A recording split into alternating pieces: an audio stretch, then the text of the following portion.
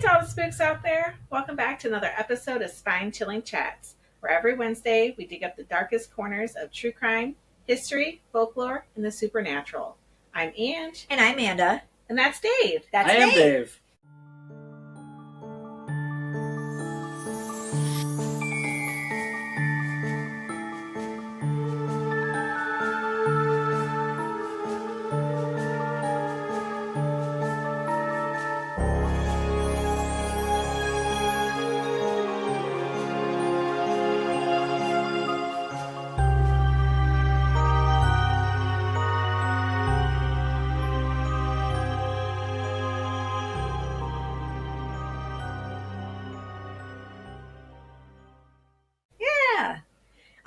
I know I showed you in the last episode, but we're doing the same episode.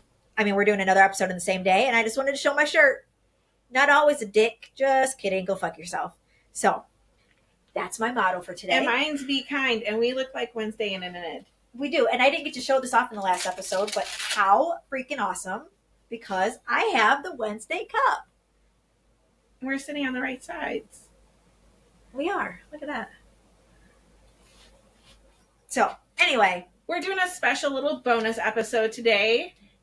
We have Dave, who's going to tell us some of his spooky growing up with ghosty stories. And then we have our own little snippet of our haunted, what did we call it? What is it called? Haunted? It's a ghost investigation. Ghost investigation. That's what it is. At the Beeson Mansion. So we'll be talking about that too. So I guess let's get into it. So Dave. Yes. Tell us. We've been friends for how many years? 20 years right. around? Around that. Probably about 20 years. I told her that too. I said, he's just now telling you this? He was a groomsman for Robbie and our wedding. I feel like we're pretty tight. Never told me he had ghosty stories. It's stuff that doesn't always just come up. It's got to be part of a conversation. I don't just walk around and I'm like, oh, by the way. I see dead people. Yeah, I've had experiences I got a with ghosts. sixth sense. It's great. It's spooky. It's mostly annoying. But that's what we talk about. We're just like, hey, guess what happened? That's normal for us. So you could totally just be like, I've never thought of it that way because there are so many people in the world that don't believe in it. So it's like you just keep quiet about it. Me, I'm a skeptic. Through and through. I try. I want it to be real. She does. She so badly wants to see a ghost or experience a ghost. But it's so hard encounter. for me to accept it. Yeah. She always has a logical reason. All the wind blew or all the door shut because of the draft. Even if you saw something, you would be like... If I saw something, that'd be my proof. But I've not seen or experienced anything. But with you being a skeptic, though, even if you saw something, would you be like, no, that's not... She'll try to explain it away. If it's in my face where I can't explain it away. Okay. If I woke up and I saw the Hat Man in the corner, they're like, fuck. He's real. There it is. I see him. Yeah. He's right there. But if it's something like... the door slammed, she'll be like, oh, there was a draft. Or at the Beeson, the cat jumped off the table. They had the little app on their phone that for instead of a spirit box, they have where it says words. Oh yeah. But none of the words were correlating with what we were asking it. The ovulus? It's just generating random words. A lot of times, there are ovuluses out there that are a lot better made than you can get on a phone. Mm-hmm. But there are times, even if you're trying to ask questions, that the spirit will just keep saying the same thing of what they know. See? But it's not. It's a man-made device. The phone, anything that's an app on a phone, I wouldn't trust or use. I just. You have to have spend box. money to do the actual. Yeah, and the little device. He had the spirit box, but we couldn't hear anything on it. It was just constant static. All the stuff when we play Phasmophobia, all that stuff, I would trust that more than a phone app. Yeah. Dave plays Phasmophobia with us. Oh, I got my little laptop. I can start playing now. You should. Yeah, that'd give us 4 people since nobody else wants to play anymore. My son played for a little bit. That's fun. Yeah, Daniel played for a little bit. Yeah, he did. He'd be in there screaming, and I'm like, That's how it was what's when we going on? first started What's going playing. on? I was so scared in the beginning where I would just bring you guys stuff and I'd throw it through the door and then just hang out in the truck and watch. Because I was too scared to go in. And I'm like, okay. That's how it was when Robbie and I first started playing. It was terrifying. Like the ghost would just pop up and we'd be like, "Ooh!" Robbie said it's a lot scarier using the VR. I can imagine because it's like in your face. Yeah. I would try, but it makes me sick. The VR. Oh yeah. Headset. I can't do it. Off topic, real quick. I just noticed in the camera. I forgot we got a new little ghost thing to show off, but it drowns out in the camera. It's too bright. Yeah. It's too bright. But once the batteries wear down, isn't it cute? It flickers too. Just for this special occasion and future occasions. Just for me. Just for Dave. I'm special. Okay, so I'm going to ask a question. Okay. When did you first start experiencing these encounters? So when I first, without realizing, when I first started, I was between the ages of 2 and 3. Oh, so yeah, this has been happening your whole life. Yeah, from the time I was a toddler until, it still goes on now. So what was your first encounter that made you realize, like, oh shit, this isn't normal? Well, it wasn't 2 or 3. It was actually when we moved to Niles. The house that I grew up in on Yankee Street. That's when I started to see a lot of it. And it was like the same thing constantly. And I didn't think too much of it at first, but as it happened more and more, I was kind of like, oh shit. And it wasn't anything I could talk to my parents about because they would just be like, you're probably seeing things or you're crazy. They're skeptic too. But when you see the same thing all the time, there's no way that it's just in your head. And when we moved to that house, it was mentioned that somebody died there.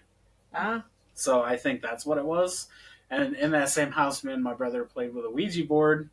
And we didn't close it properly, so I think that ended up ramping up a lot of stuff, which I'll get into as we go on with everything.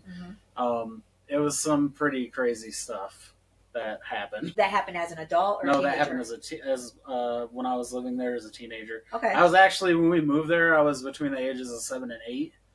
Okay. So it started then. And then I lived there until I graduated high school. So from the age of 7 or 8 until I was 18. So you graduated? Yep. All right. So tell us your first encounter. So I'll start with the beginning, although I didn't realize it was a ghost encounter. Let's start at the beginning. Yeah. Living in South Bend, we lived in this big blue house on Arnold Street. And, it was a big house. It had me and a bunch of my brothers lived there. My older brothers, a lot of them that I don't talk to. When you say a bunch, how many's a bunch? I have 6 brothers and 1 sister. Okay, that's a bunch. My sister didn't live there, but my older brothers and then my older half brother Stefan, like we all were there. My older brothers on I say my dad's side because we share a dad but not mom. So Josh, Jonah, and Jonathan. They were all older. They were like teenagers when I was 2 or 3. So okay. But it was a big house. There was a big living room, big kitchen, a big upstairs with a bunch of rooms and stuff. Me not realizing at the time, I would always see this guy in a brown suit with a hat. The Hat Man. It's not that Hat Man, but thinking about it now, because until I knew I was going to do the podcast, I really didn't think about it that much. But thinking about it, I don't know if it was a family member or if something happened and it was just somebody in the house. But anytime I would see them, they would just look at me and they would go, "Oh, that's creepy as fuck." But I didn't think anything of it. Almost as creepy as children. Yeah. Ooh. I don't think it was a malicious thing. I think it was just like don't say anything. Like they won't believe you. No. When we moved from Can there, I ask real quick? What kind of hat did he wear? It was like a fedora type hat. Oh, okay. Yeah. Because it reminded me of that movie with I have little arms. I have big something in little arms with the robot and the guy, the bowler hat guy. It's a cute movie. It's a kids movie, and he calls him bowler hat guy. So I just figured I'd ask real quick. Bowler hat guy. So that went on for a little bit, and then my parents ended up getting divorced, and me and my older brother Stefan went with my mom. So from there we moved to Edwardsburg. There was like slight stuff at Edwardsburg, but it wasn't crazy. Like I think a lot of that was in my head because my older brothers forced me to watch horror movies, and I was like a little kid. So anytime I'd have to go to bed before the others, I would like put the blanket over my head because I was terrified. Well, and if you put the blanket over the head, they can't see you if you can't see them. But my brain would like, it was like my brain would imagine like that Jason Voorhees or something was like walking up, and I was like, oh my god, I'm gonna die, and then I'd fall asleep. But that was just like the only weird stuff that happened there. And then we moved to Niles. So with Niles, we had our living room, and then there was one chair that sat directly in line with the kitchen. Anytime I sat in that chair, I'd be watching TV, and out of my peripheral vision, I would see somebody walk from the fridge to the back door. There's nowhere to go. I mean, you could go down to the basement, and the back door to go outside was there. So I would either see it from the fridge to the back door, or I would see them outside the window because there was a little rectangle window there, and they would walk by, but there was nothing there other than steps and a garbage can. So I would constantly see this person walk by. And all it was the time. same path. It was the same exact so path. So it's like a residual and type thing. It was the same because they looked like they were in some sort of like jumpsuit, like a mechanic would wear or something. Uh-huh. And it was just like all the time. It would go from the fridge over or outside the window and over. And I was just like, that's really weird. I mean, I didn't try to talk to her or anything like that. It was a female? No, it was a guy. Oh, okay. Yeah, it was a guy. Sometimes it kind of hit me like Michael Myers, but it didn't. I mean, obviously there was no mask, but it was just that jumpsuit, like black hair, and walking by. When you first said Michael Myers, I was thinking Mike Myers. Oh. I was like Austin Powers? Oh, behave. Yeah. That would have been more fun. Right. I think with that was probably... It probably led to me being open but not realizing it, and that's why I probably saw it all the time. Fast forward a little bit later, and then me and my brother Nathan were playing with a Ouija board. We were asking questions, and it was moving. He was like asking if family members that had passed away were there, and like we weren't moving it; it was moving on its own. But I don't think we closed it properly because I don't think we knew how. We were just like, oh, it's a Ouija board, because a lot of people don't know that you have to close and say goodbye. Yeah. So I think that opened a lot more up. Fast forward to my junior year in high school. Wait, fun fact, we actually played with the Ouija board outside at Halloween. Grandma Linda Mood's. We played it here too. We did the recording here. We tried to do, didn't we do the Ouija board there though? And then we did the other stuff here? No, we did it all here because we That's couldn't right. We couldn't get it to work. Connect to the internet. Yeah, over there. Yeah, so we did it here on the back porch. So we did that too, and we did not have any luck. No. I think it's because I was with a skeptic. Probably. Oh, okay. I probably do. She ruins everything. I do. Yeah. Do those things. So you got. So I'm actually sorry. I'm gonna backtrack. No, actually, so living at Niles, all that stuff was happening. We did play with the Ouija board and everything, but I'm actually gonna fast forward to being 14. I was a freshman in high school. Is when my little brother passed away, and after that happened, a lot of his noise toys that he had and stuff, they would just randomly go off. Oh, like he was still playing with them. There were other instances in the house where the front door would be completely shut and the knob would pop and open, like by itself. Nobody would be close enough to the door to do it. And it was definitely latched. It was definitely latched 100% because you had to push it to latch it. Did you ever try like reaching out to him to see my little brother? Yeah. Oh, I don't have to. He's with me all the time. Like even now. Like he's here. Do you see him or is it just a feeling? It's a feeling and I see him. It doesn't see dead people? Yeah. For real? Yeah, I do. It doesn't How did this not come up in conversation in 20 fucking years, Dave? Because it's like I said, it's one of those things that there's so many skeptics out there that people don't really believe it.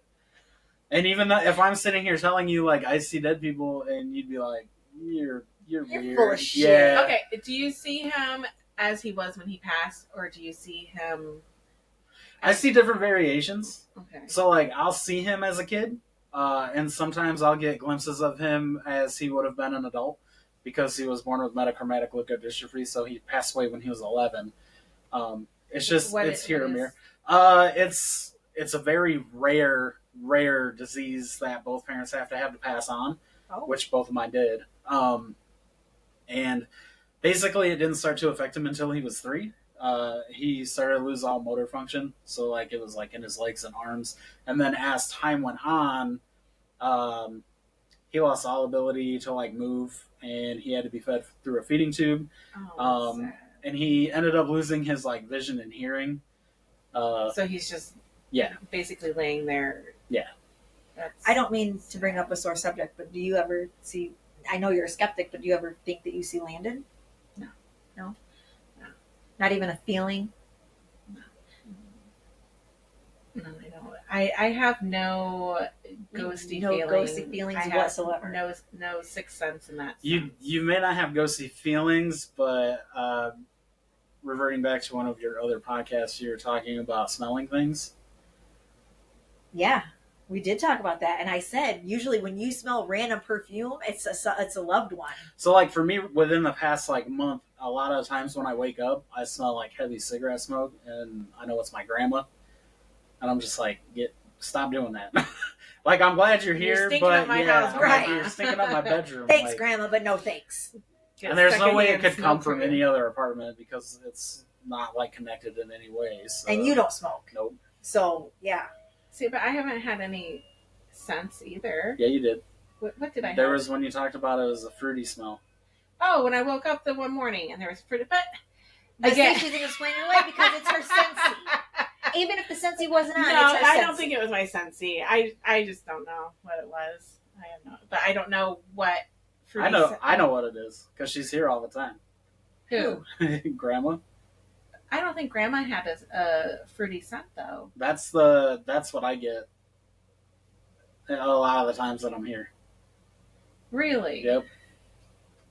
See, and I was curious because when we were at the Beeson, on the little Spirit app, which again I don't hold a lot of stock in it did come up with Jeff a couple of times. Yes, Uncle Jeff. And so I specifically went in there alone and I tried, I got chills. Talking and be like, if it's you, Jeff, let me know. And then it just said Jeff again. It said Jeff twice. And then it said cabin, but Jeff didn't have a cabin. Did he go camping? No, I asked Robbie if there was any kind of correlation there. And he said no, Jeff wasn't really outdoorsy or anything like that. I could see that. So I was just, wondering about him. Could it be Uncle Jeff? Uncle Jeff, if you're here.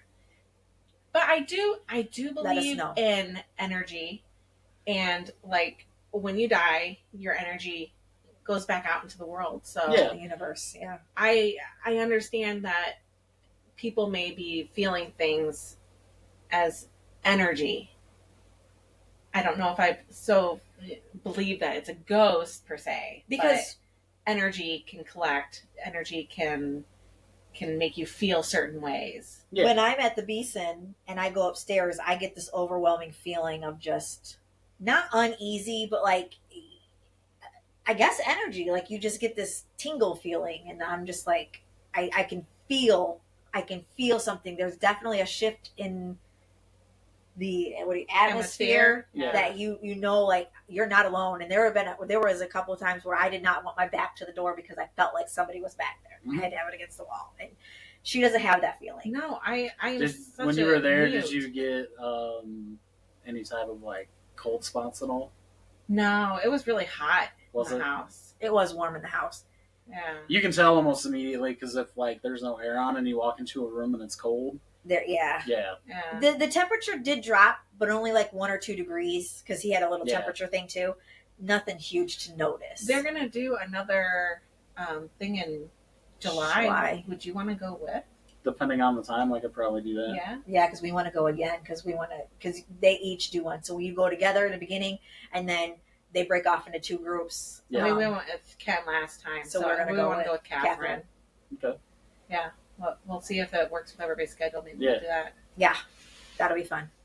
Anyways, back to you. So So, my little brother Dave, passed tell away, us. and I mean that hit me pretty heavy, as I mean it would anybody. Yeah. I mean it's a big thing. Like your little brother passes That's away and traumatic. stuff. Yeah.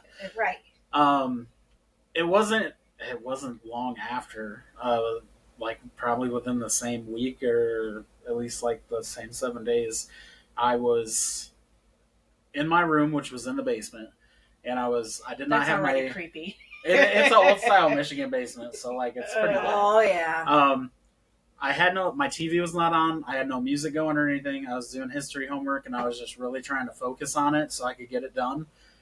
And And you were how old at this time? I was 14. Okay. I heard something, so I snapped and looked, but I didn't see anything. So I just went back to doing homework, and then inside my ear, I heard David, and I sat up like this. Yep, I sat up like this, and I slammed that book, and I took off up the stairs. Yeah. So, nope, when right your out brother there. had motor function and stuff, did he call you David? Yeah.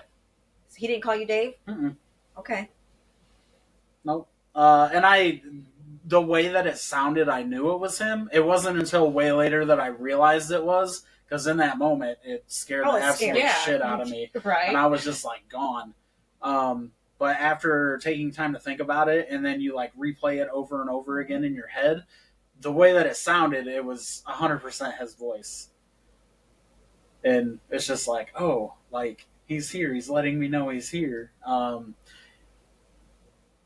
Not my experience. I was in the house when it happened, but my mom had brought somebody in the house. I can't remember exactly. I know they were Indian, but my mom was sitting there talking to this person, and my mom was in this chair, and the lady's on the couch, and she goes, "I'm sorry, I have to stop you." She goes, "Who is that little boy playing peekaboo with me around the corner?" Oh. Yeah. Oh, that pulls on the heartstrings. Yep. He's always been around since he's passed away. Like, no matter what I'm doing, he's always there. Okay. Now, Catherine, she doesn't believe that when you move on, like you're just stuck there, that you can come back. Do you think he's stuck here, or do you think he's able to travel? Honestly, given the way he passed away, I do believe he is stuck. But I think he's okay with being stuck. Because he's not miserable. Yeah. Is it a comforting feeling for you? Oh yeah, 100%. It's 100% comforting. Anytime I'm going through stuff and I start to feel like really stressed or anything like that, it's just kind of like a calming. So I'm like, okay, things are going to be okay. I'll figure everything out. And it's kind of always been that way. Okay. So do you think, I mean, not that you have a lot of experience, but do you think that people get stuck, or you think that they can travel? Remember we talked about Insidious? I don't believe that there's anything after this. I think your energy's just dispersed. Okay. I don't think there's any kind of... You think of reincarnation? No. I think once you're dead, you're dead. That's it. You're black. Yeah.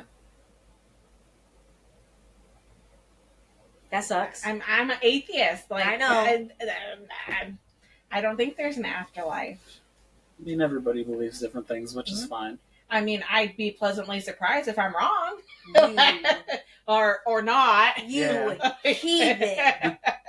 You I'd be like, heathen. Shit. God damn it, I was wrong. God damn it. I don't believe in God, but God damn it. No. I mean, everybody believes what they believe, and there's nothing wrong with that. Everybody's entitled to believe what they believe. Yep. I agree with that. I believe in what I believe in. It doesn't necessarily mean it's Jesus or God or the devil. Or I believe in energy, and I believe in like spirits. Doesn't necessarily mean I'm atheist or what is it called? Agnostic.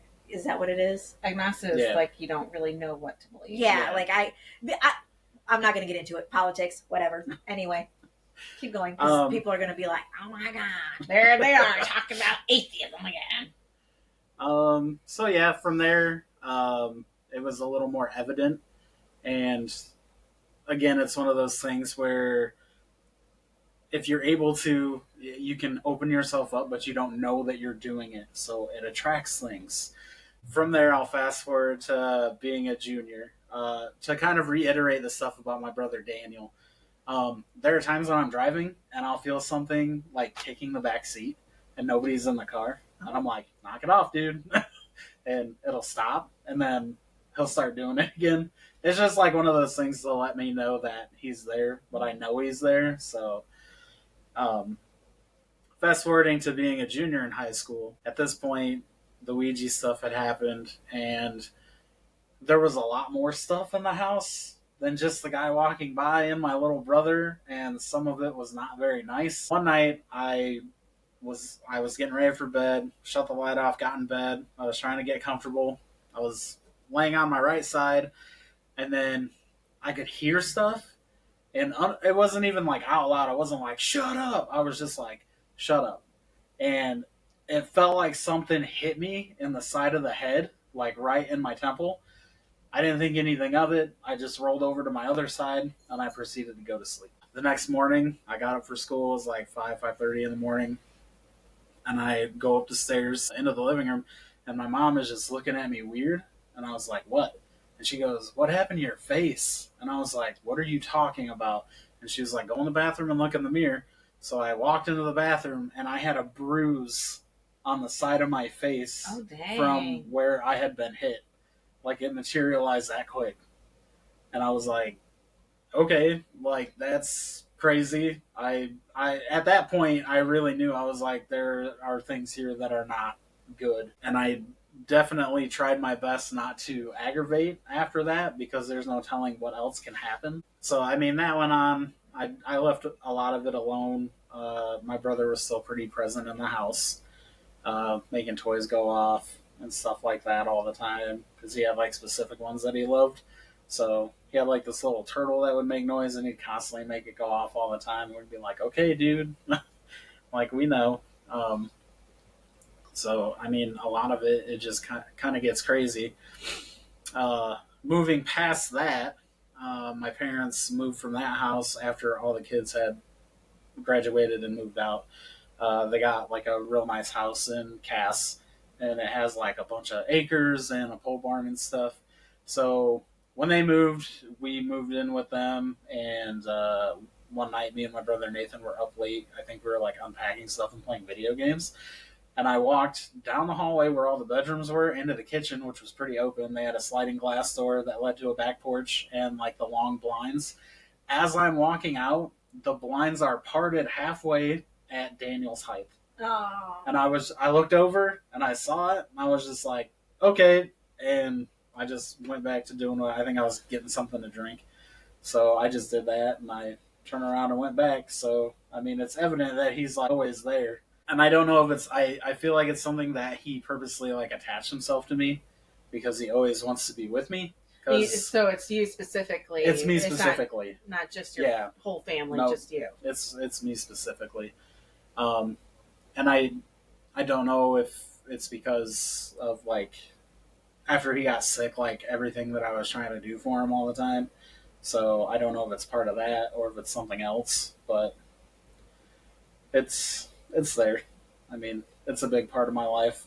I got his initials tattooed, and that's why it says "I'm always with you," because he is, like, physically. And I mean, other people can't see him, but I can. Like, he follows me everywhere, and he lets me know that he's always there. So it's a comfort. After graduating is when the night after I graduated that morning, or the next morning, I had an interview at Walmart.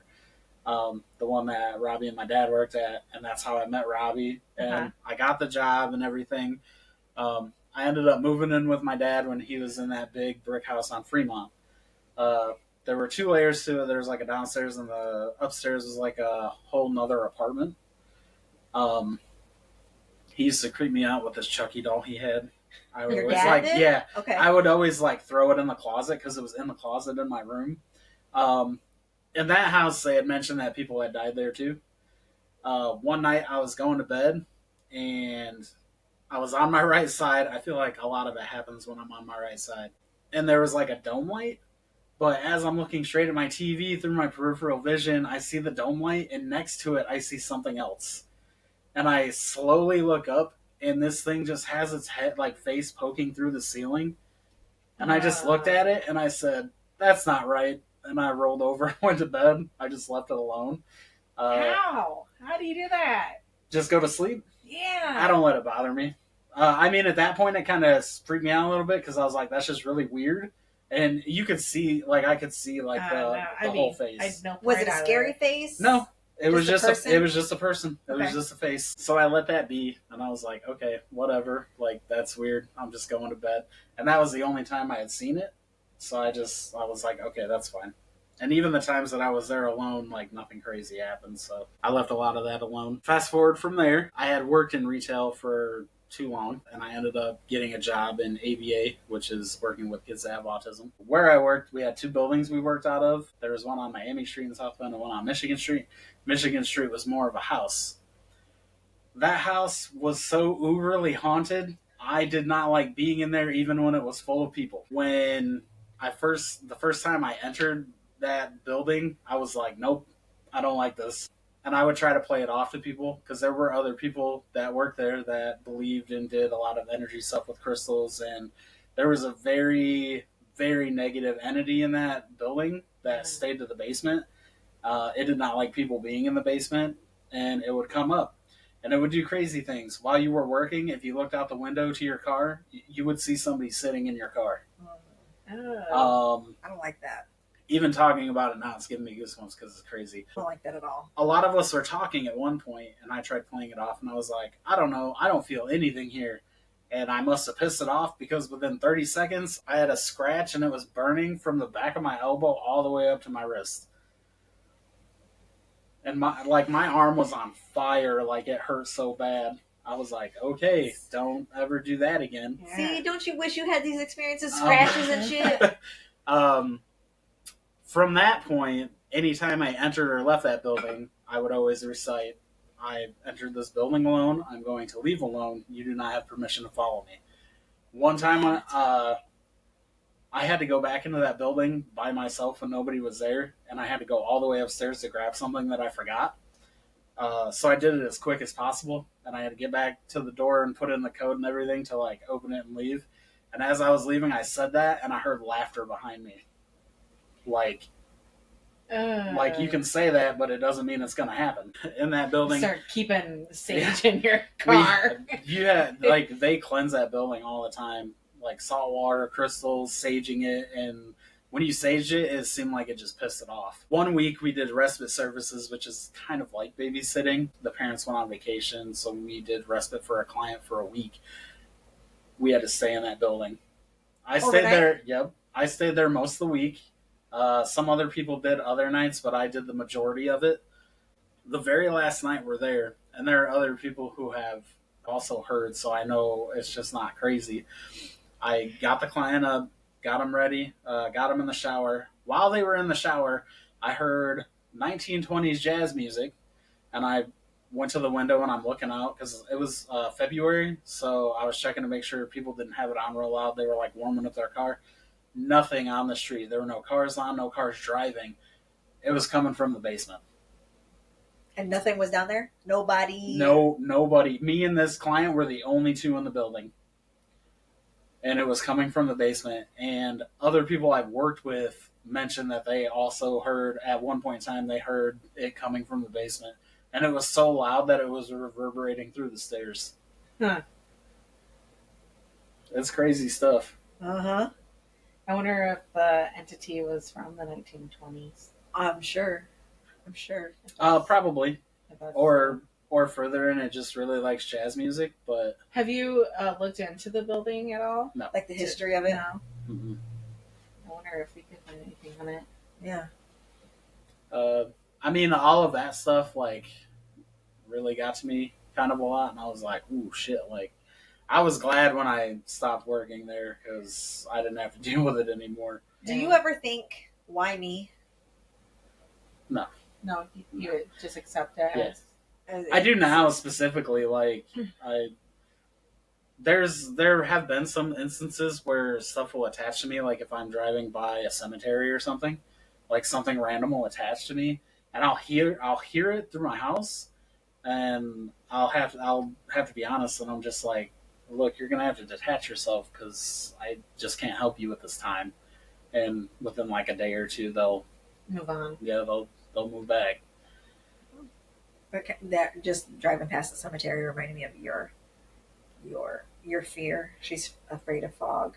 Oh, I've actually because of Gothica. It's funny you mention that because when my parents moved to Cass, one night me and my friend Carl were driving to my mom's house, and there was around this curve there was like this weird, like quick blanket of fog, like there was no reason it should have been there, and we both saw something like run through it real fast. We were both like, nope. Like, we'll just not talk about that. I forgot I had another incident or whatever. I was driving, this is when I was with my ex. I was driving to his house and he lived off of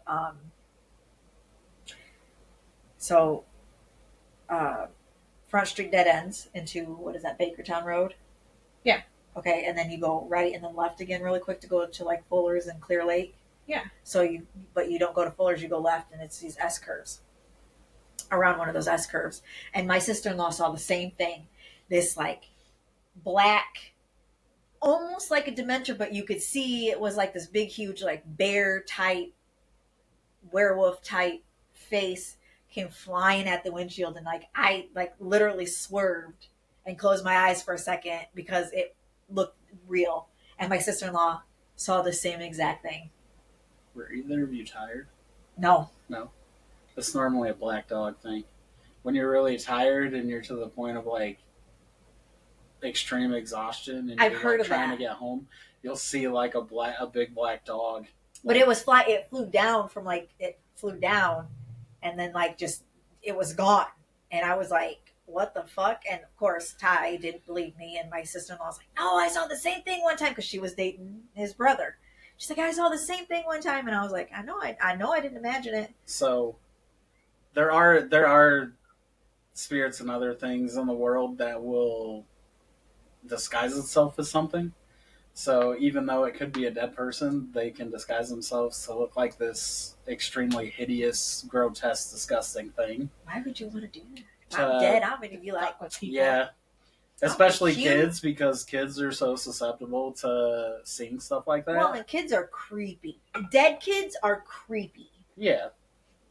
Kids are, no. What did we say our last kids are no? Kids are no.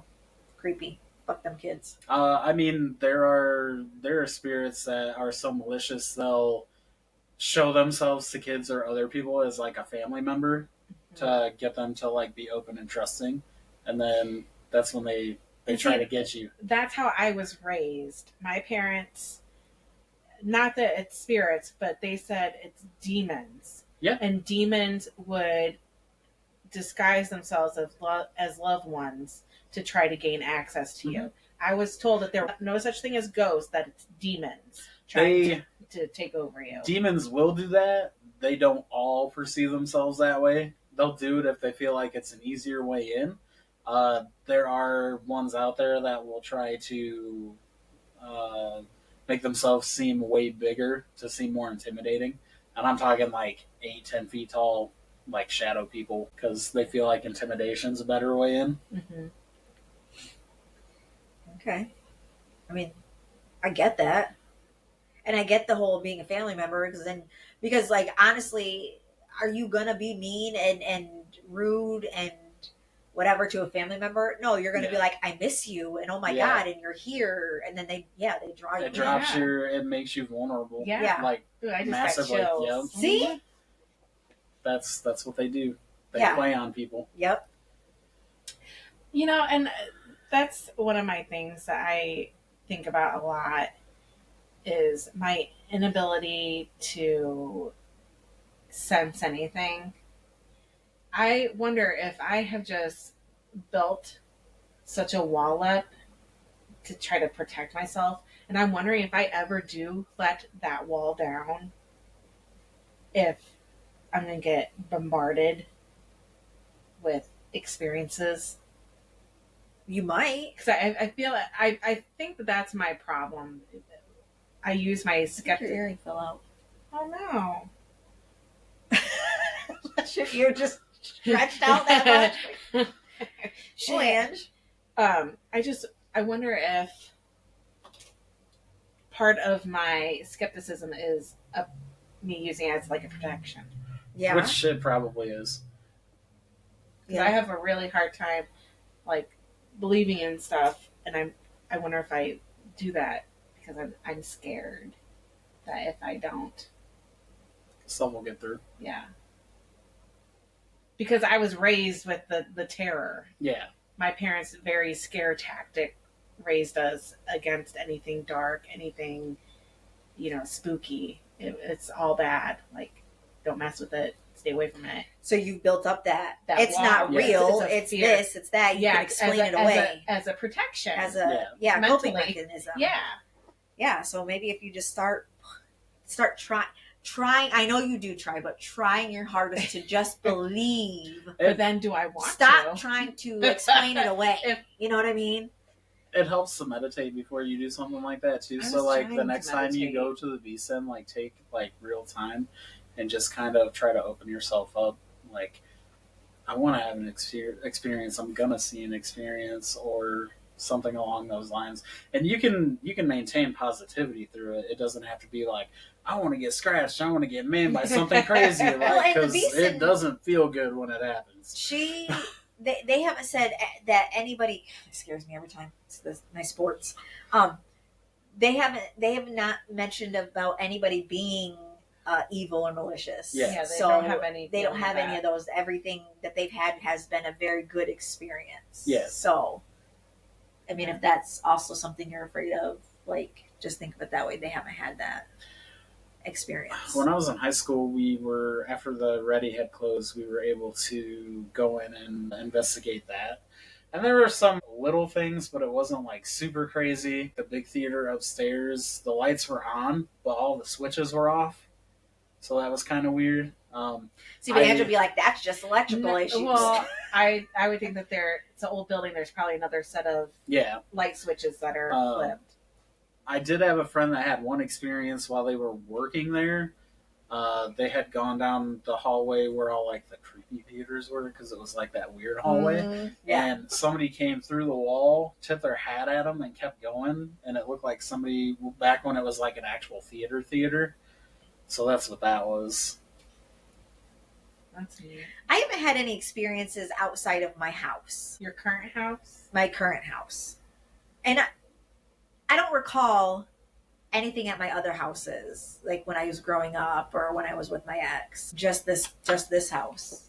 And have you had anything recently, or is it just those two? Just those two. Nothing recent, although I do have reoccurring dreams about being in a specific house with specific people that I don't know who they are. And there's always tunnels that we have to go through. It's weird. And then one time I had a dream about my grandma, and it was so fucking real. I was crying because she was dead, but she's like, no, I'm back. And I'm not going anywhere. Like, she knew she was dead too. And she came back and was just hanging out with us, and I was showing everybody, and I was like, here's my grandma. My grandma's back from the dead. Like, I have those things, but I haven't had anything recent as far as I play this off as my own. But I know one time I shut the bathroom light off, because I always shut the lights off in my house. And I got up to go pee and the bathroom light was on and Ezra wasn't home. So that could be, but then I'm like, oh, I must have forgot to shut it off. You know what I mean? Like, you say you have dreams about tunnels. Are they like trying to take you somewhere? Like, are these people like, hey, go this way, like, come with me? They're not trying to take me anywhere necessarily. They are tunnels that lead to other rooms or other, not even rooms, like, I wouldn't say states, but like to a different area. And like, so like I'd be in a house and I go through a tunnel and all of a sudden I'd be in a meadow somewhere. Or I'd be in the mountains. Or it like a different atmosphere, a different... Do you think you might maybe astral projecting? I mean, it could be, The only thing I can think of that would be a concern if it's something like trying to collect you, because there are things that do that Just too. add that to the list. It could be astral projection though, especially if things like that calm you, like meadows and mountains, like just like scenery like that, because it could just be trying to find like more calm space within a dream.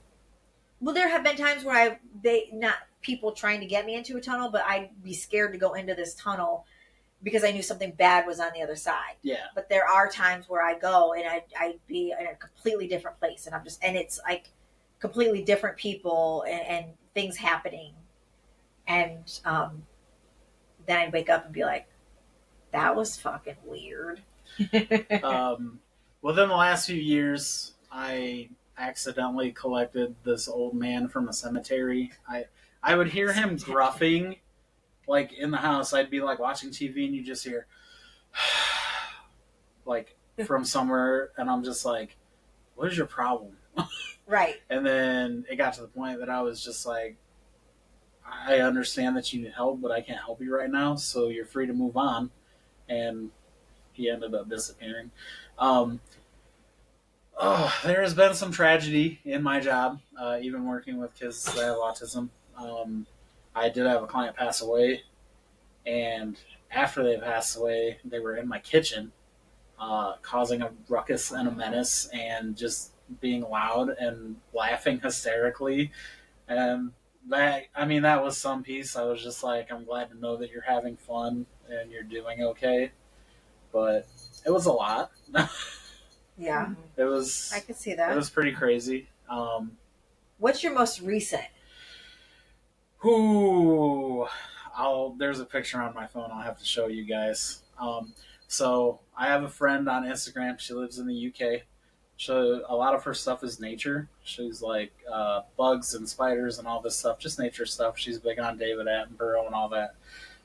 She had posted this thing. She goes, I walked in my sister's house and my niece's drawing was on the couch. I saw it and it immediately set off like my spidey sense. It is not good. It is like 1,000,000% evil.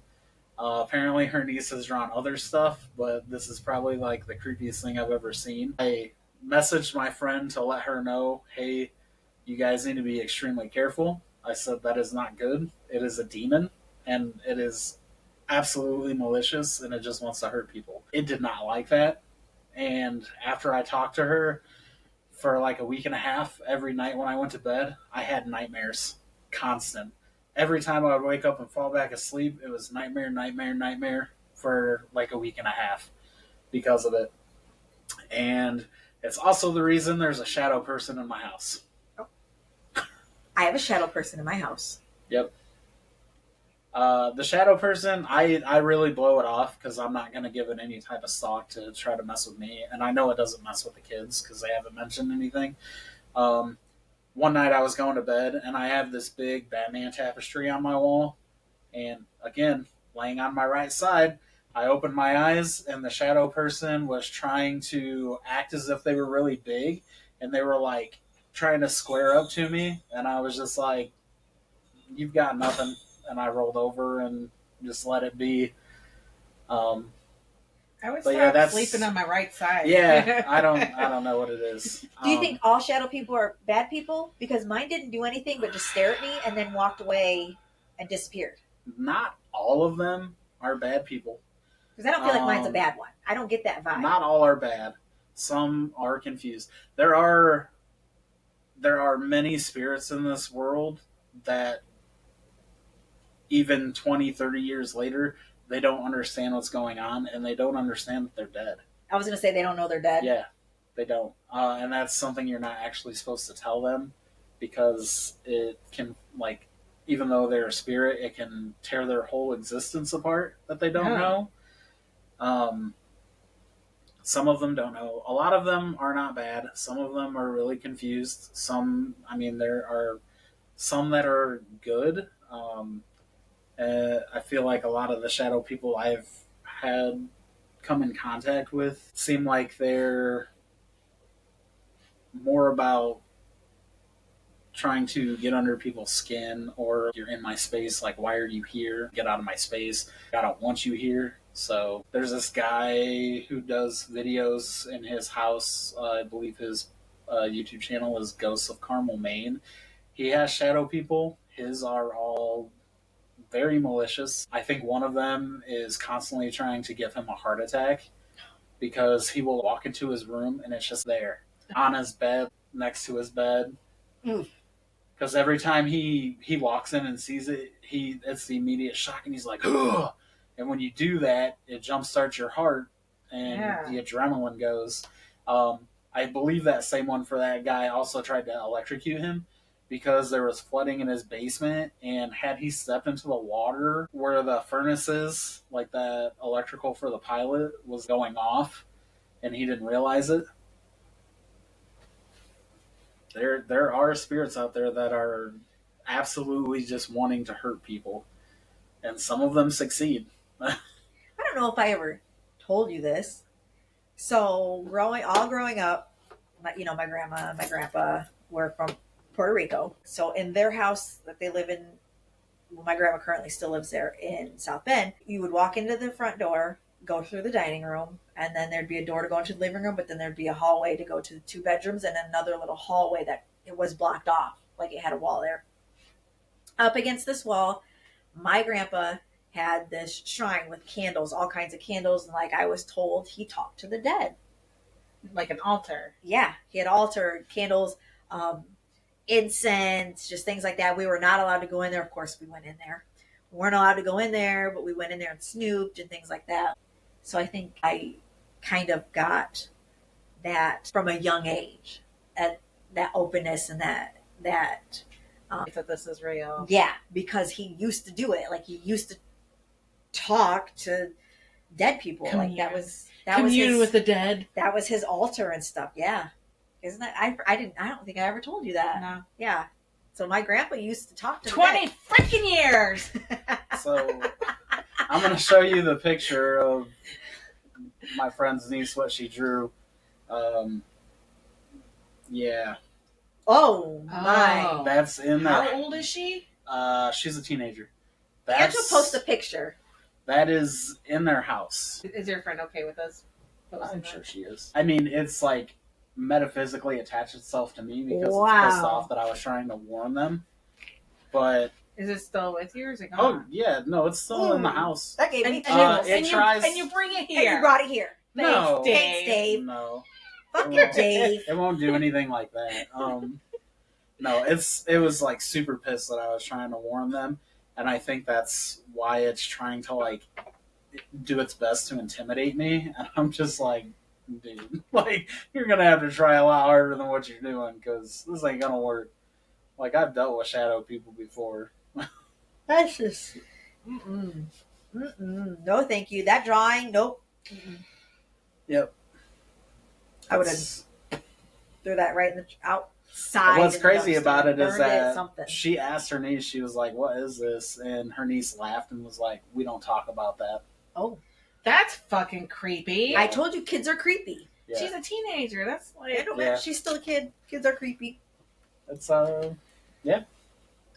That's. I mean, it doesn't really bother me. A lot of spirits that attempt to do that, they lose a lot of their power doing so. So yeah, that's they why get I'm their not. energy from fear. Yeah, I'm not. That's why I'm not worried about it. Yeah, and I mean, the nightmares gave me crappy sleep, but even then, I was just like, whatever. I was afraid I was going to have another nightmare after the Beeson, but I didn't. Oh, did you have one? She had a nightmare. I had a nightmare last month, was it? Yeah. Last month, I was being attacked by an entity, and now I'm getting goosebumps again.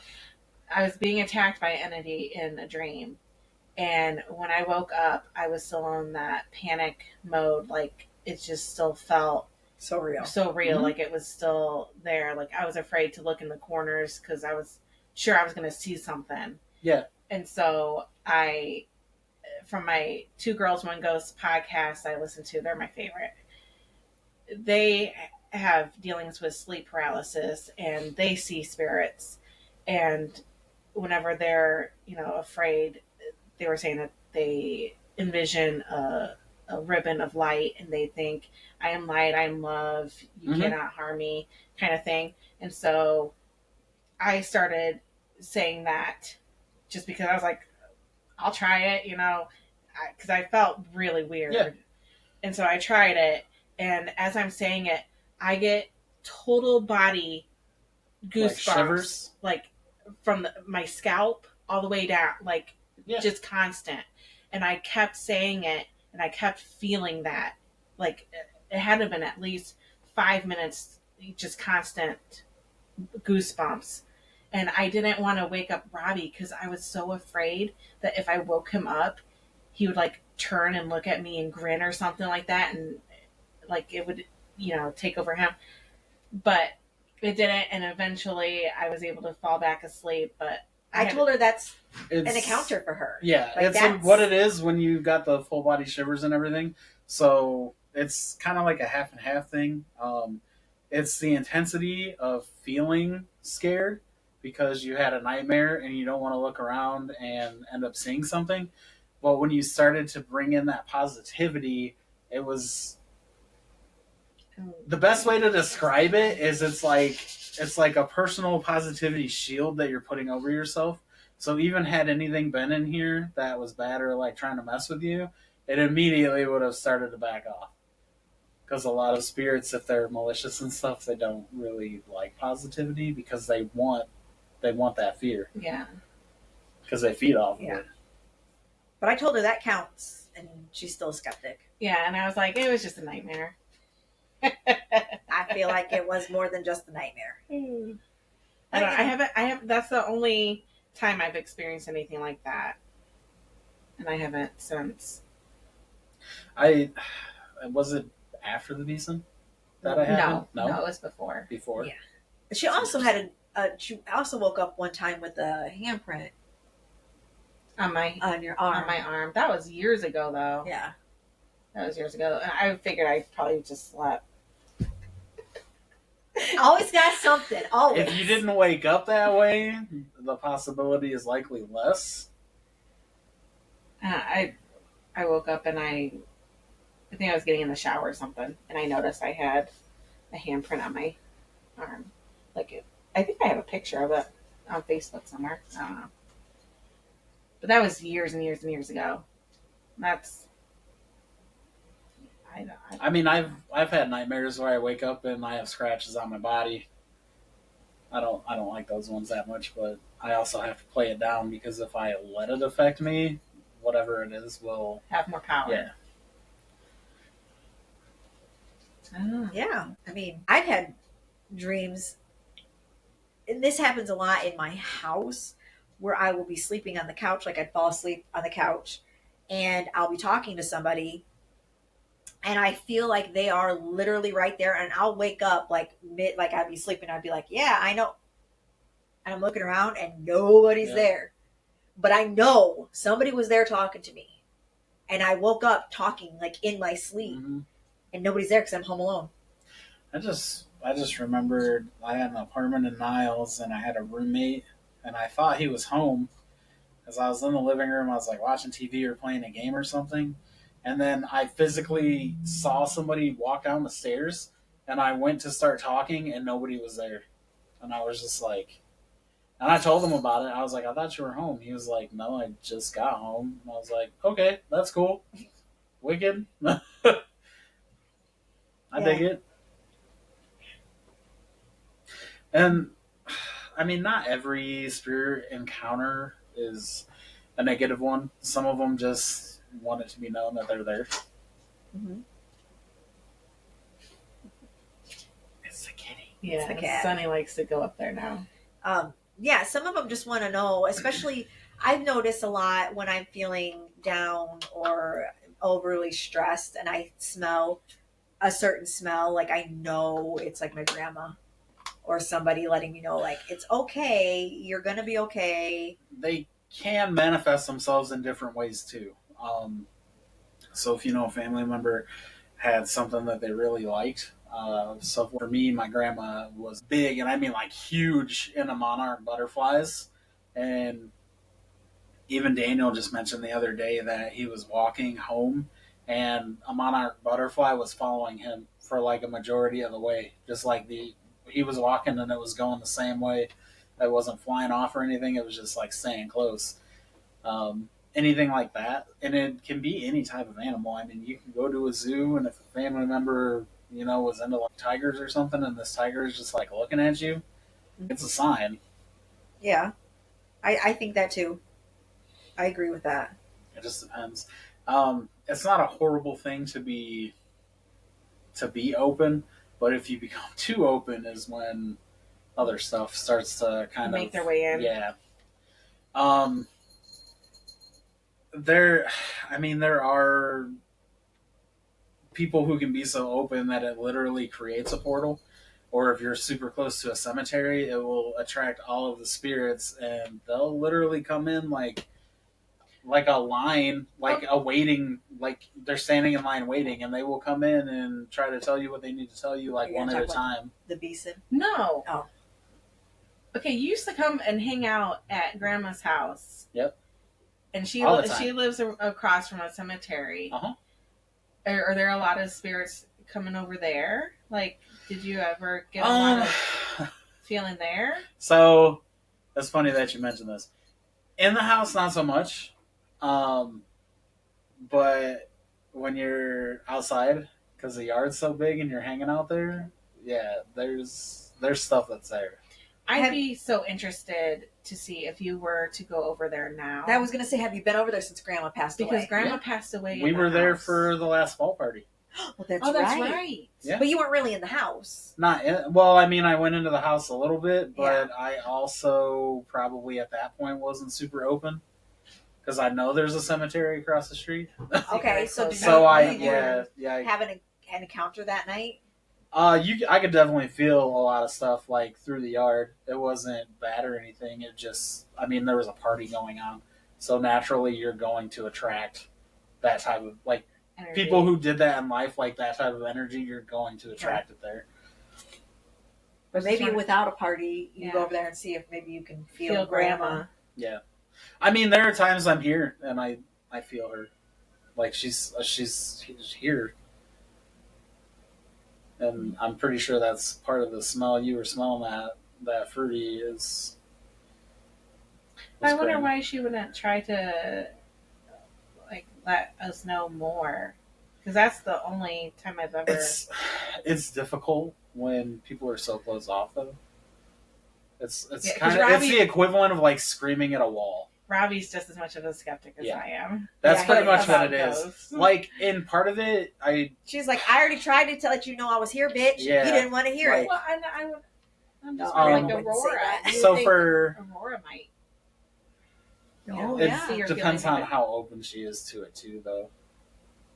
But she hasn't been knocked down and beaten all her life into thinking it's. She likes scary. Creepy stuff. Yeah, she does like creepy stuff. Yeah. I'm curious. For her though, it may be easier because Aurora loves the cats, so it may be easier for Grandma to interact with the cats to interact with Aurora because she loves black cats. Well, and Grandma loved cats. Yes. Come on, kitty, kitty, kitty. No, Sunny. 101.5. Yeah. So, like, if family members pass away, a lot of the times they're around the people they love because they want it to be known, like, hey, I know my physical self is here, but I'm here. If people are closed off, for them, it's like talking to a wall because they're trying. So they'll do other things to try to make it known through smell or, like, just the overall energy will kind of like uplift, and that's a way you know. I need them to manifest in front of me. Be careful what you ask for. You need to ask in a very specific way, because if you're just asking for manifestations, you could get more than you're wanting. Well, if it's like Grandma, Grandma, if you're listening, come visit. There could be other things though, because you never know, like around the area, and if you open yourself up to that, it's able to draw other things in. So spooky. Mm-hmm. Next time I end up going over there, I'll try to open myself up more to see if I can feel. Yeah, it's hard for me to do that when I know there are cemeteries close, because it starts to bring more. And I don't want to attract anything. It's not so much that I don't want to attract anything, because a lot of it I can deal with. But if I do, I don't want it to end up being stuck in the house where they're not able to get out, because that they don't like that. Yeah, they don't like that. I would assume so. I wouldn't like that. It was like, why would they get stuck in the house? Oh, that's what I was going to say. Yeah, so like if you're open enough and it starts to attract them, but then you can do it without knowing, because like for me, I have to like kind of heavily meditate to open myself up like to a wide variety. So people who don't know they have the ability will like open themselves, and then if these spirits start to come in because they're attracted, the person who doesn't know they can open also doesn't realize when they close. So when they close that off, it creates like a barrier, and they can't get out until that person opens themselves back up and lets them know, hey, you're free to go. But then are they stuck in the house, or are they stuck with that person? They're stuck. Well, in some instances, they can be stuck to the person. It really depends on their abilities. Most of them get stuck in the area, though. So if it's like a house, yeah, they'll get stuck, and they just can't get out.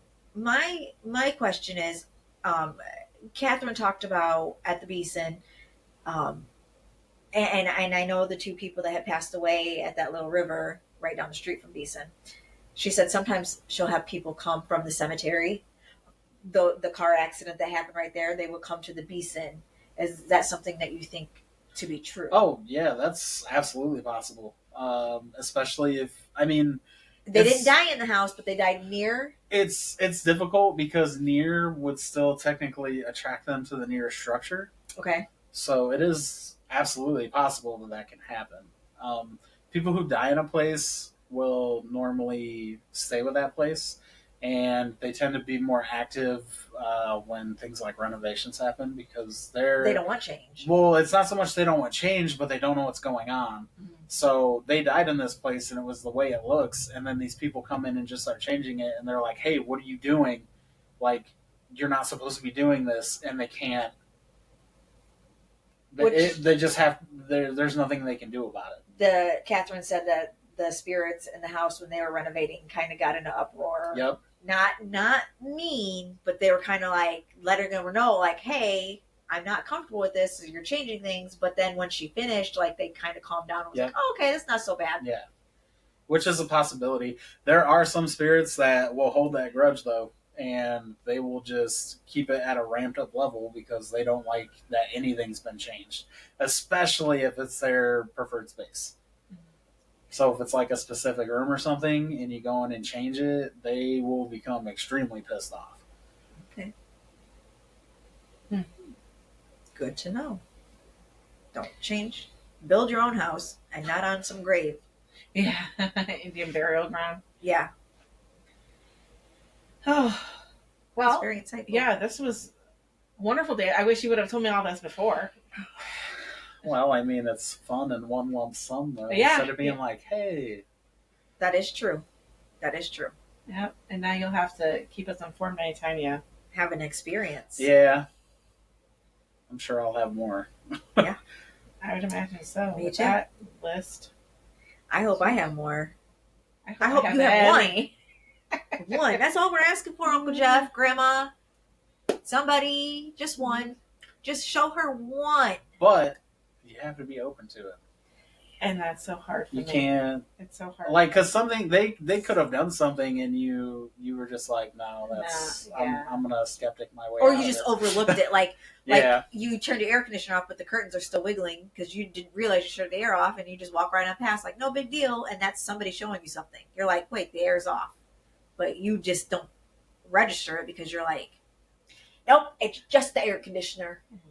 Well, I mean, there are a lot of people, even a bunch of the groups that do ghost investigations. Like if they hear or see something, they do try to debunk it before.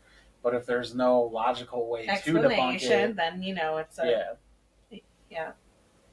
See, I'm just doing my due diligence by trying to Being a Debbie Downer, everything. So yeah, this is Dave. This is fucking Dave. Yep. Known for 20 years. Well, I haven't, but he's known he can do this for 20 years, and he's known Angela, or longer than 20 years. Yeah. But he's known Angela 20 years, and he's just now telling us. So fucking Dave. Around 20 years. It might be less. So I think it's been, because I was 18. I'm 38 now, yeah. so. Yeah, 20 Yeah, years. it's been 20 years. Damn it, Dave. 20 years of keeping ghosts to myself. That's what I do. And if you're interested in Phasmophobia, you can come play with us. It's a very fun game. That is all that we have for the ghosts right now. He's going to let us know if he's got more stories, or instances or happenings. So now we're going to go into our experience at the Beeson on Friday the 13th. Yep. Which I've been trying to be more open. I've been working on meditating because I really wanted a good experience. Mm-hmm. And they were so hopeful of converting me. Uh-huh. Like they were like, what about that? What about that? Well, did that change your mind? She was, I would say you were a little open because you did bring incense to cleanse ourselves after it was over with. Yeah. You came in there with like, Intentions. I'm going to see something. I'm going to hear something. Something's going to happen. So I feel like you did go in there, maybe not as open as what you should have been, but you did go in there with a little bit of openness. It didn't turn out how we wanted it. They were kind of quiet. Yeah. Some things Ange explains away. Some things it's like, that could be true. I felt that presence upstairs in, what was her name? Not Harriet? Not Harriet, the other one. Just kind of going off by the bathroom. Christine, are you in there? Or the chair, right? Was it the chair or the bathroom?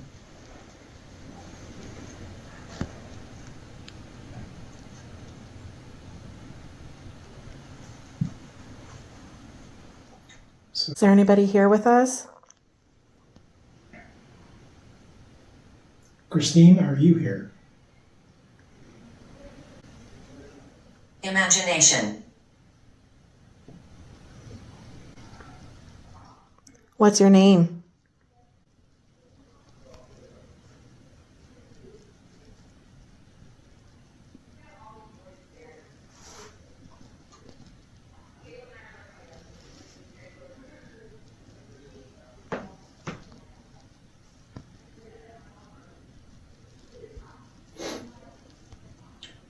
If anyone is up here, we would like to talk with you.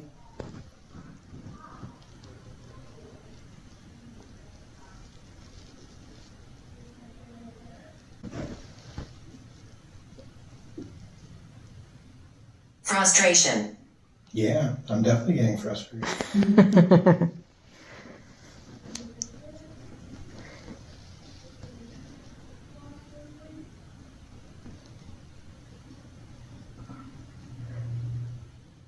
What are you frustrated about?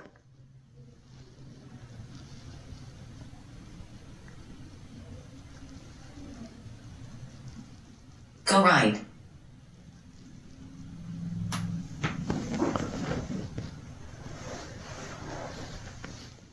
Who's right? The chair. it. Are you in the chair?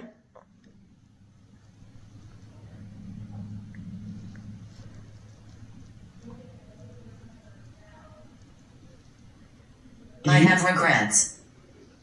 What kind of regrets?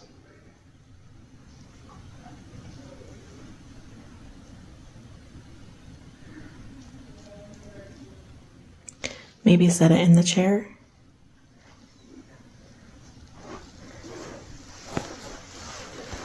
Do you look out this window?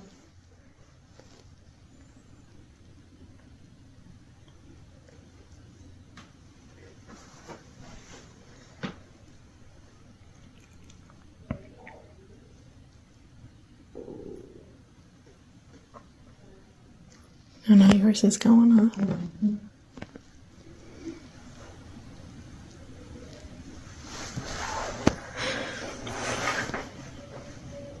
Maybe it was telling you to go right because it's the doll. Oh. I was thinking that, or maybe the bathroom. Are you in the doll room? She's dangerous. The doll? Sarah.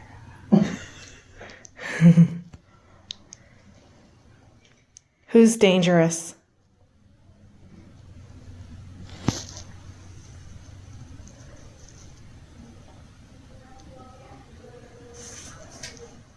Somebody's lighting this one up. Maybe up on that bathroom door. Chicken shit? Because we had put one last time on the area by the door, and it went crazy. That's going crazy on the chair. Oh, the door's shutting.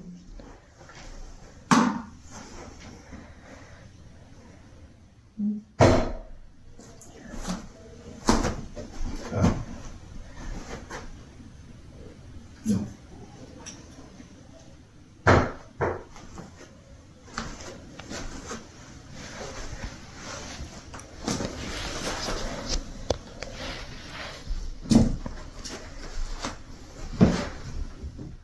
Are you in the bathroom?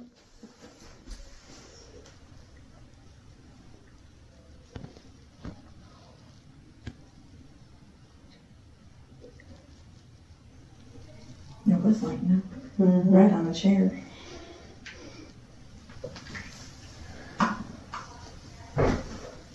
Find. We're trying to find you.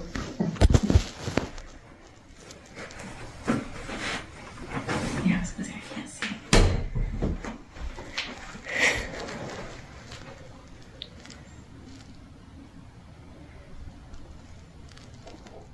Christine, are you here?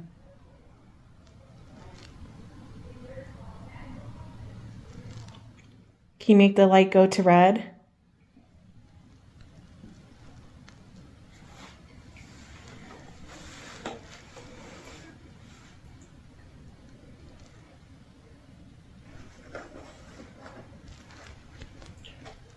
Did you like living here?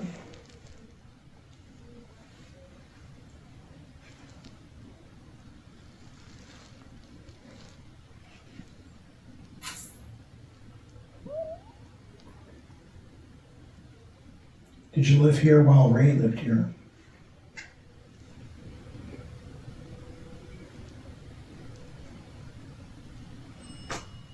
Alone. You're alone?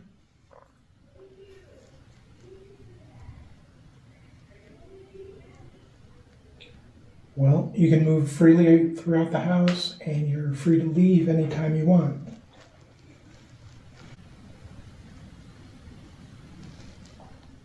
They mean you harm. Who does?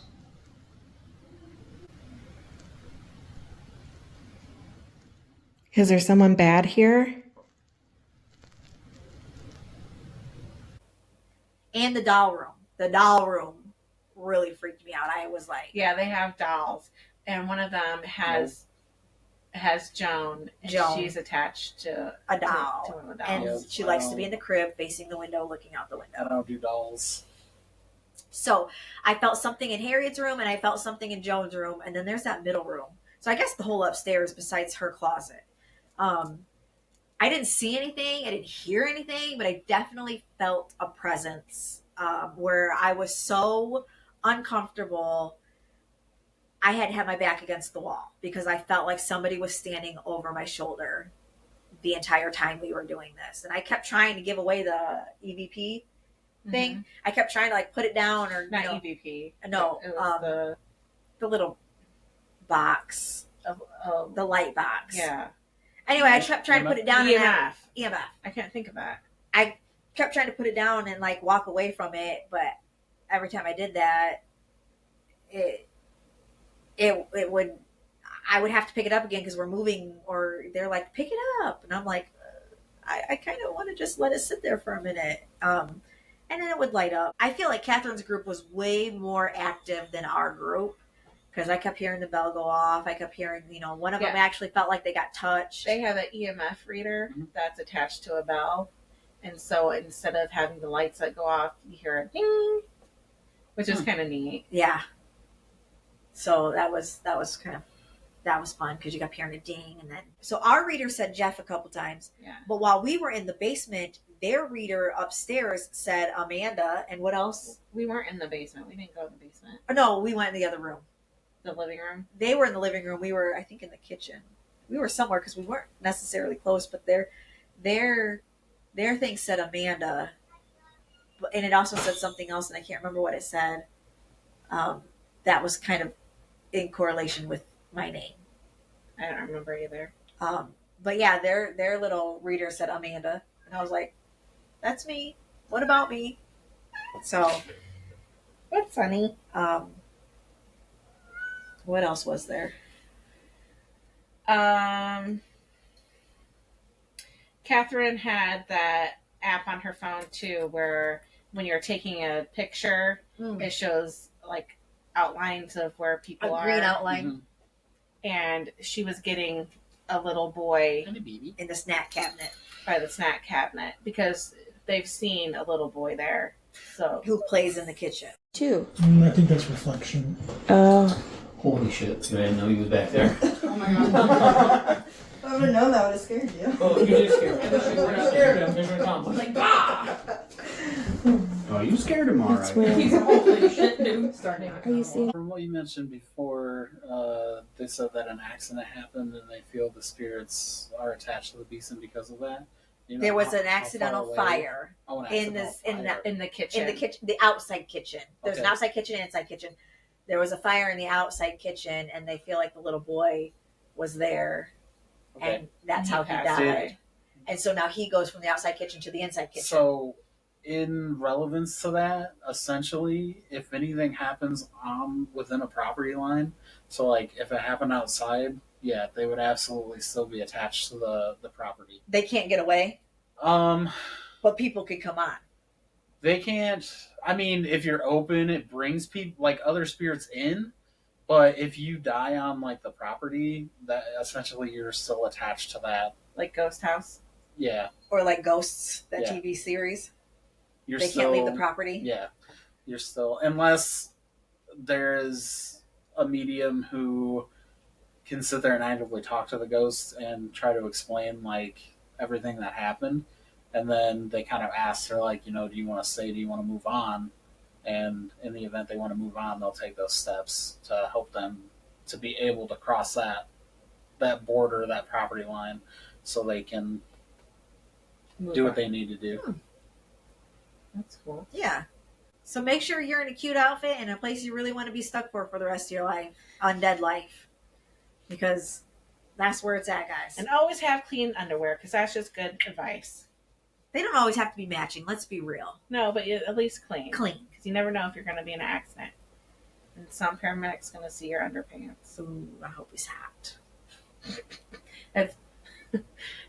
He's not in the Right, ambulance anymore, but he does fire. I was going to say, you might get my brother-in-law, Sam. That's not funny, Ange. It's a little funny. Connor, if you're listening, don't. Yeah. Don't listen. You're not supposed to be. But yeah, like I feel like we had personally, since I can feel these things, a pretty decent amount of activity. Mm-hmm. And, she hears the bell. She hears, she's whatever. She'll explain it away. So she feels like she didn't really get much out of it. Yeah, I didn't. She did go in there open, though. Not tried. as I'm open surprised as... they didn't tell you to turn your phone off for that. No, and because they leave the power on at the house too. I mean, they unplug like the microwave and things like that. I mean, some of the smaller appliances, but if it's the only way you really see a huge spike, even with phones off and stuff, is if it was like close to where lines are running through the house.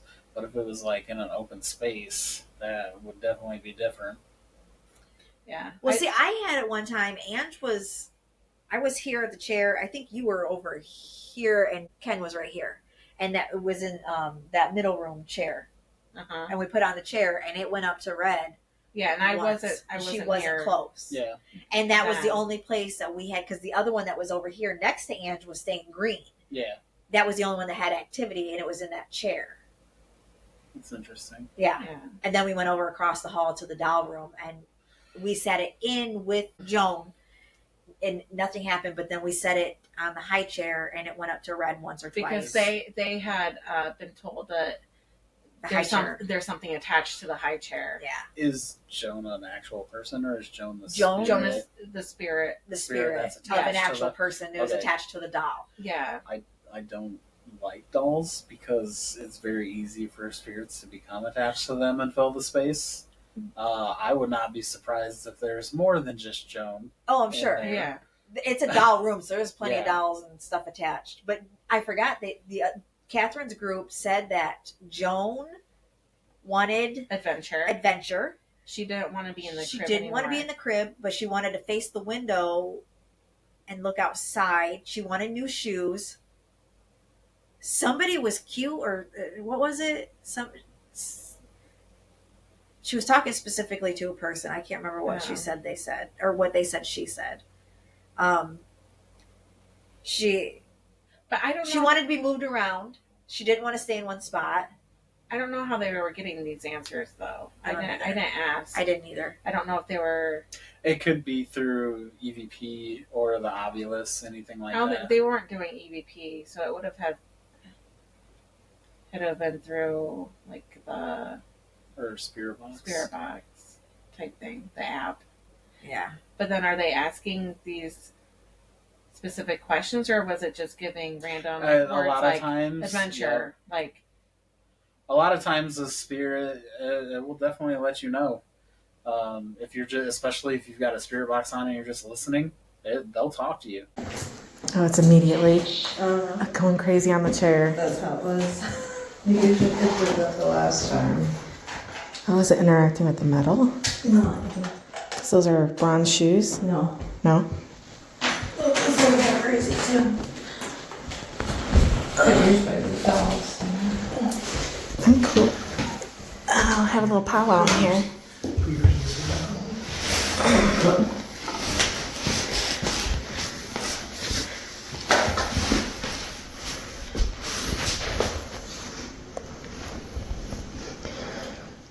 Joan, do you like your new crib?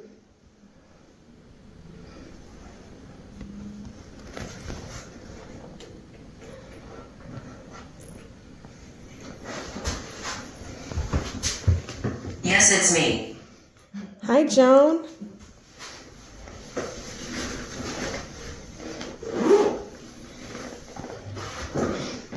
Do you like your new home?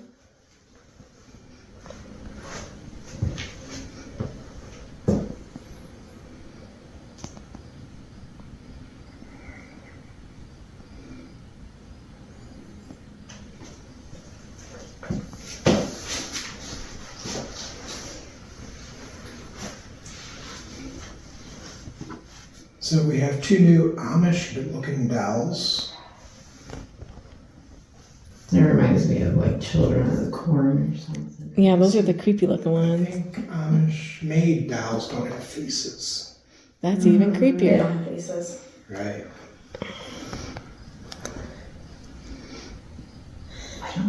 faces. That'd be weird. Probably very much about being humble. Probably like old dolls used to be like corn husks. There was no faces on those. And I don't think the Amish look in mirrors. No, yeah. So All about nobody. I'm learning to use this. Too fancy. You can use it.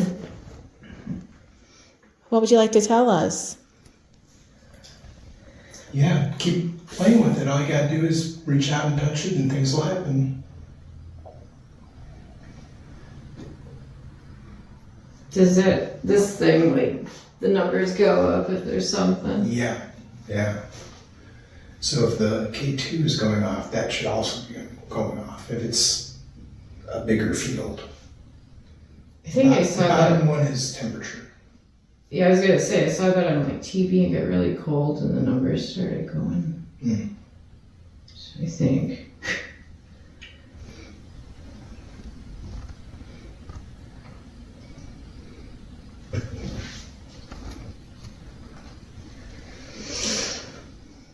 Do you like to play, Joan?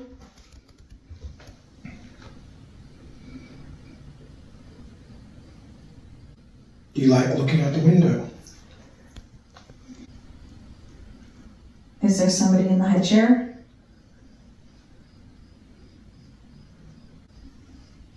Oliver. Oliver's in the high chair?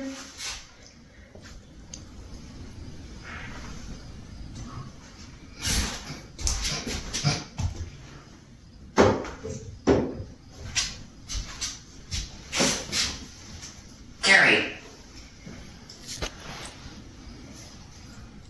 Gary, are you attached to the chair?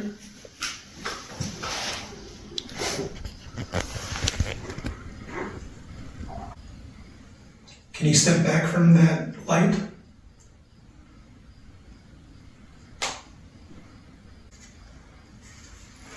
Okay, you're doing a real good job lighting that up. Can you stop for a minute? Back up. Do you want to come sit over by me?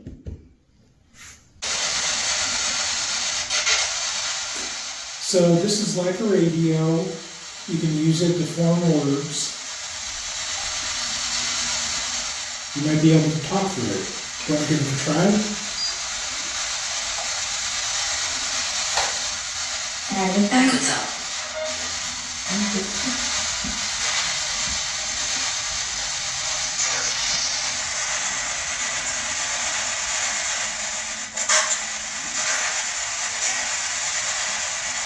Is there an Agatha here? My body was taken. Oh my. Where was your body taken?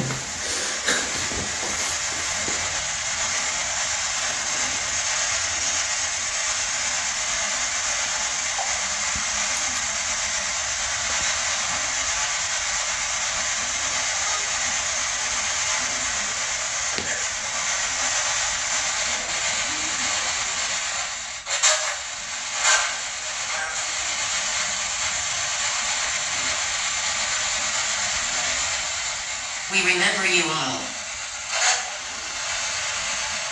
Oh, we've all been here. Yeah. Do you like to have visitors?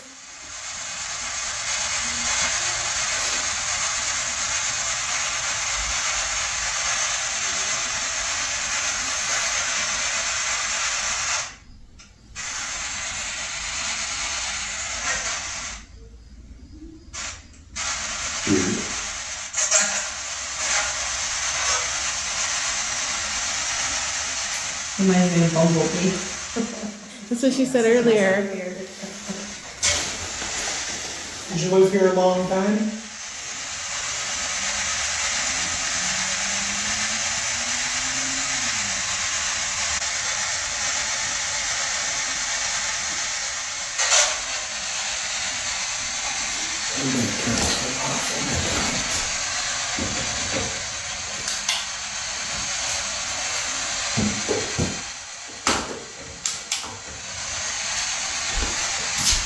You are limitless. Such a positive spirit.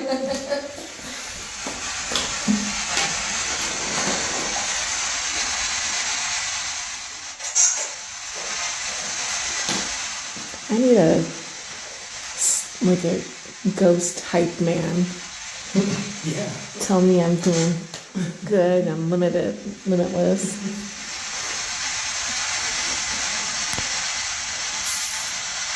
You're killing it.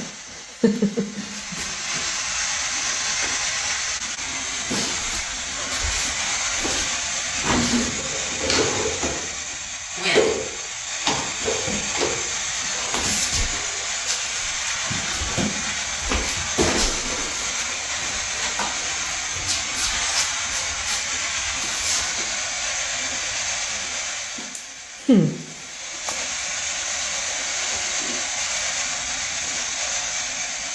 Joan, do you like your blanket?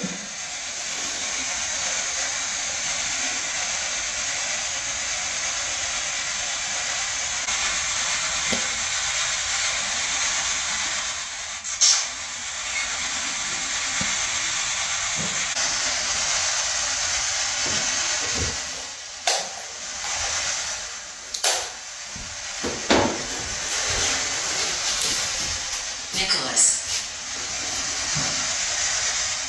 Nicholas, are you here? Make the light go red if you're here.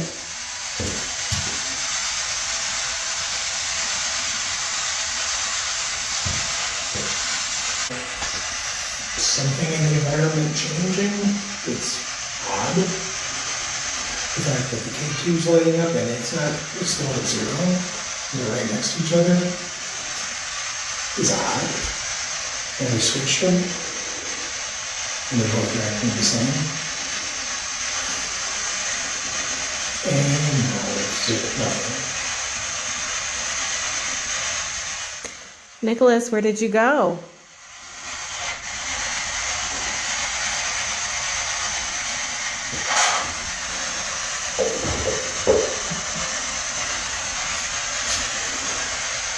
And my phone's in airport mode, and it's on the floor.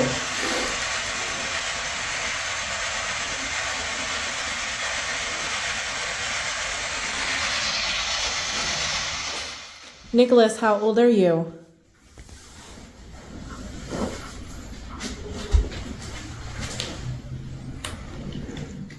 Are you too scared? No. Not yet. You can try. I welcome you to try, yep. Can you show us that somebody's here? Try to make a loud noise.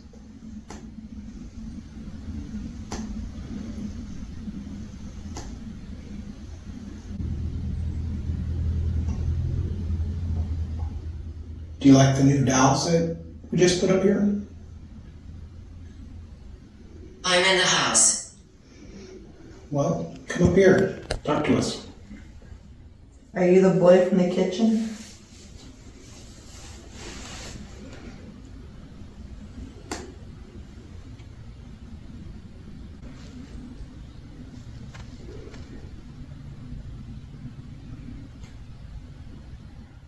Watch out. Watch out for what?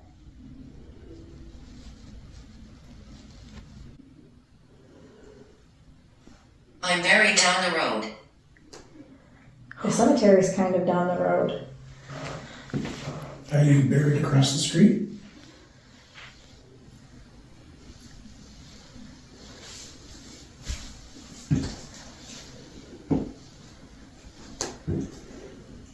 It got colder in What is it? here. It went down a degree. It was at 77.7. It was 78, like a while ago. Still hot. Are you buried across the street? We tried the spirit box, but we just got static. And I had specifically asked them if I could try the Estes method. Mhm.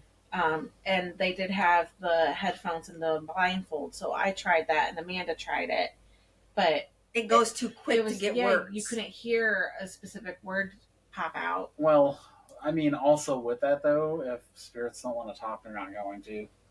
So, I Well, mean, sometimes but with then that they it's were- hit or miss. But then their, words were popping up on the. Well, I was gonna say, app like, on the one of them phone at said, the same time. my body is still here, or my body's near. I'm at the cemetery. What was it saying?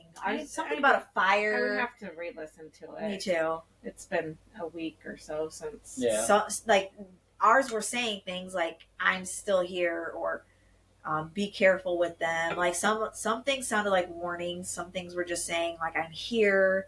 I'm not, they never said I'm scared, but, like, I mean, those are all signs, though. That if that's coming through like that, that's because we would ask, that's like, that intelligent, like, spirit speak stuff that goes on. Like, it's them letting you know.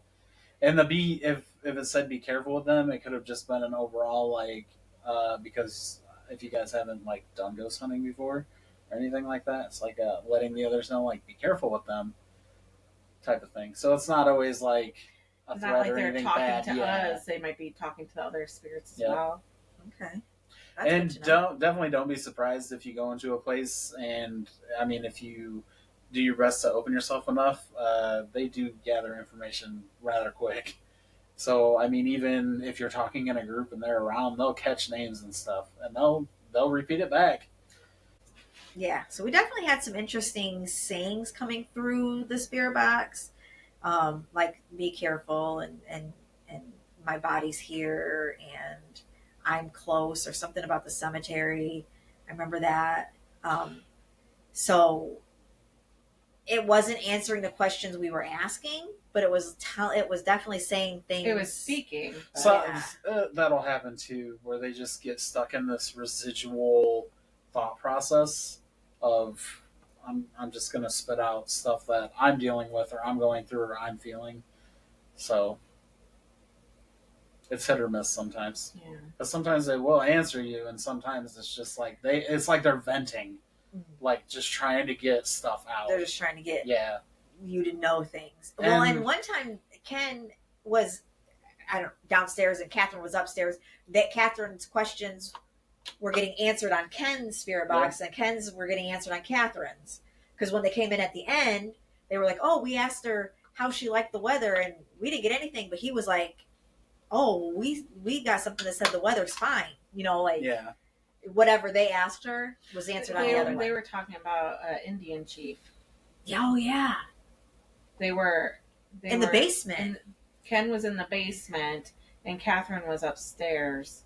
Yeah, And what they were asking, because they were trying to talk to an Indian chief, I guess, and they were getting the answers upstairs. Yeah. Catherine was. yeah. A lot of that too, if it feels like you're trying to ask questions, but it's coming through with like Random. what feels like random and it's like kind of rapid fire, that's probably multiple in one area that are all trying to get heard at the same time. their So two it's cents like in. that's kind of why it doesn't make sense all the time.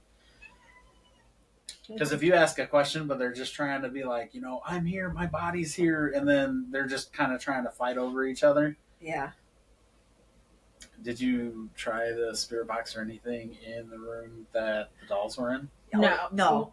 Just the app on the phone. Just the app on the phone? Yeah. Well, he had the little one, but we couldn't hear anything on it, and I didn't even I would read have it. tried the Oculus in there, honestly. That's just me, though. I mean, I can't wait to go back because I definitely want to do it again. Yeah, and I want to try the other, because they had different tools that they were using too. Yeah. Different equipment. Like Catherine had the bell, and she had the one thing that lights, like if something gets close to it. Oh, The EMF reader? No, it's not EMF. No? It's some sort of box that, like, if Oh, If like we a come- REM pod? yes, REM pod. REM pod. Yes, Yeah. that's it.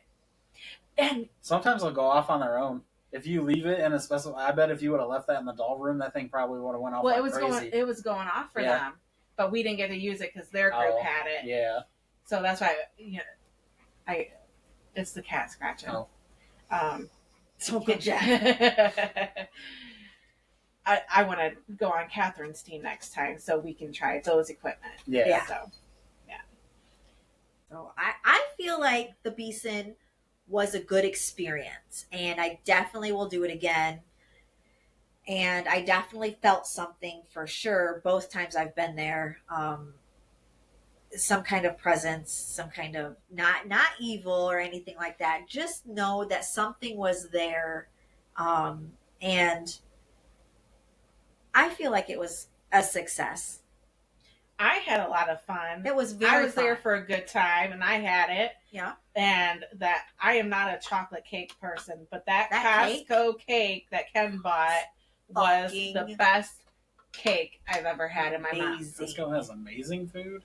They also make cupcakes that are like this big, so Costco? you get them in a 6-pack. Yeah. Ooh, this was a good cake. Mike's got we got to go shopping anyway. Maybe I could talk him into It going was to Costco. what, chocolate mousse cake? Oh my god, it was like so pudding and mousse and We've done a lot of whipped cream dinners and from there that are pre-made. You just got to throw them in the oven, and they're pretty amazing. Yeah, it was good. Yeah. So yeah, I'd go just for that. It was fun. It really was fun, and we It was had fun, and it was our a great fans group. there. Yeah. So shout out to you guys. Thank you for having us, Ken and Catherine, and thank you to our fans and letting us autograph your mug. Yeah, and making us hanging out with feel you guys, special. making us feel like celebrities. Yeah. But for real, like hanging out with you guys was awesome. It was a fun experience. Yeah, definitely. 10 should do out it of 10 again. would recommend. Yes, for sure. So if you haven't followed Beeson Haunted Mansion on Facebook, please do. They usually hold one investigation per month. So They hold one book club one book, yeah. a 'Cause month they had a neighbor complain. that they were running a business. Ow. Yeah. And so it's a It's a book club. Yep. And it's great. So It's please really fucking awesome. please So, check them out. Yep. I guess that's all. Do you have any more spooky advice? Any words of wisdom? No, I'd wait until stuff came up to let you know. Okay. It seems like you did the right thing taking Sage with you and everything to kind of break any type of connection from anything. So, I mean, that's a smart move. We did that for sure. Yeah. All right. Well, if you have any stories yourself, any experiences, you can send those into our email address at spinechillingchatspodcast@gmail.com. Or you could go onto our website and submit them there at www.spine-chillingchatspodcast.com. Please look for us on Facebook, TikTok, Instagram, and YouTube. So if you're just listening to us on one of the many, many podcast platforms, you can also see our pretty face and see Dave's amazing And see beard. fucking Dave. Yeah, it's fucking Dave, man. It's fucking Dave, man. Honestly. So, And if people have questions you guys want to direct. yeah, if you have questions for fucking Dave, Yep. ask us. We'll relay the message. We'll get you answers. If you want to hear more stories or you have anything that you want to share with us and you want him to know, we'll pass it along. Yeah, we'll be the middleman for sure. So just let us know. We're going to try to go on another book club meeting. Yeah. Next month, hopefully. We'll try to bring Dave along. Yeah. Yeah, it'll be fun. And don't forget to let us know if you've seen Bigfoot. How big his foot is.